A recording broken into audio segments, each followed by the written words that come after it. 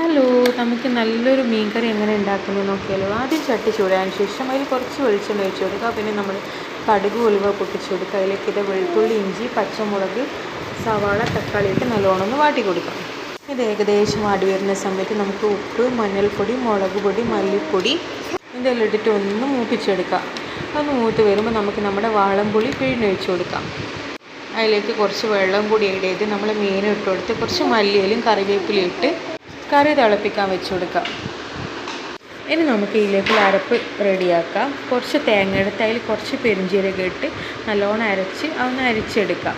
എന്നിട്ട് ഈ കറി തിളച്ച് വരുന്ന സമയത്ത് ഈ തേങ്ങാപ്പാൽ അതിലേക്ക് ഒഴിച്ചു കൊടുക്കാം. ലാസ്റ്റ് കുറച്ച് പച്ച വെളിച്ചെണ്ണയും കൂടി ഒഴിച്ചു കൊടുക്കാം. നല്ല അടിപൊളി മീൻ കറി റെഡിയായി കേട്ടോ. നല്ല ടേസ്റ്റിയാണ് കേട്ടോ. ഇത് നല്ല റെസ്റ്റോറൻറ്റ് സ്റ്റൈൽ മീൻ കറിയാണ്. എല്ലാവരും ഒന്ന് ട്രൈ ചെയ്ത് നോക്കണേ. അപ്പോൾ അത്രയേ ഉള്ളൂ. ടാറ്റാ.